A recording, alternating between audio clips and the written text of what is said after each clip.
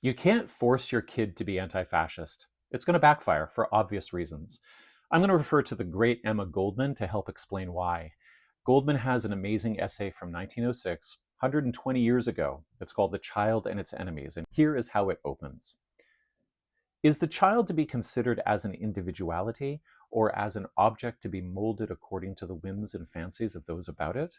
This seems to me to be the most important question to be answered by parents and educators, and whether the child is to grow from within, whether all that craves expression will be permitted to come forth toward the light of day, or whether it is to be kneaded like dough through external forces, depends upon the proper answer to this vital question. The longing of the best and noblest of our times makes for the strongest individualities. Every sensitive being abhors the idea of being treated as a mere machine or as a parrot of conventionality and respectability.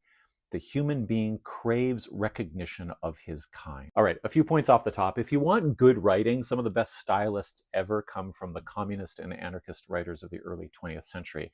And now, secondly, Goldman proves that you don't have to have kids to have incredible insights about kids. So, to all of you non-bio parents out there, the anti-fascist dad sees all of you anti-fascist uncles and aunties and salutes you.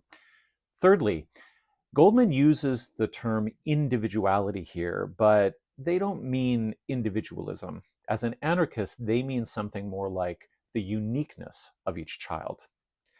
This essay asserts that prevailing educational systems and moral codes are hostile to genuine uniqueness because they aim to shape the child into a disciplined conformist, a submissive citizen, or a utilitarian agent rather than to allow their innate qualities to flourish.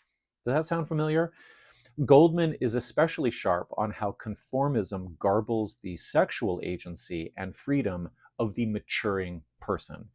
And overall, Goldman says that the attempt to force children into predetermined molds causes internal rebellion or spiritual stagnation. Now, who's guilty of this? Of course, the fash dads are. We know what they're up to, but they're never going to read this essay, which is why Goldman's final point is the most salient. Quote, great surprise is being expressed over the fact that the majority of children of radical parents are either altogether opposed to the ideas of the latter, many of them moving along the old antiquated paths, or that they are indifferent to the new thoughts and teachings of social regeneration.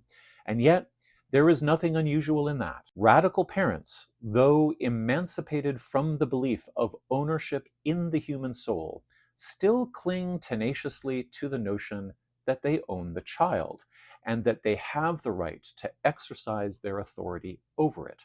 So they set out to mold and form the child according to their own conception of what is right and wrong, forcing their ideas upon it with the same vehemence that the average Catholic parent uses. What are the results of such methods of biasing the mind? The following is the consequence, and not very infrequent either.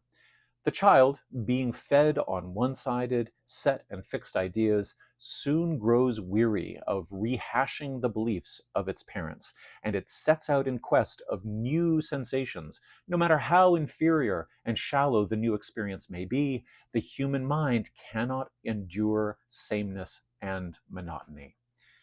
Now, given what Jordan Peterson has said about his early life as a leftist, he actually ran as a socialist MPP candidate just out of high school, I wouldn't be surprised if this is what happened to him, or at least part of it. Also, he's a huge whining baby who can kick rocks, so there's that. I'm not calling anybody out here, but rather pointing to the possibility that when the fascist shit really hits the fan, we may have the tendency to sharply direct the way in which our kids see the world and to low-key guilt them if they don't want to ride along. I think if we can resist that and instead trust that given support, kids already have instincts for justice and fairness that they can build upon, that's probably the better path.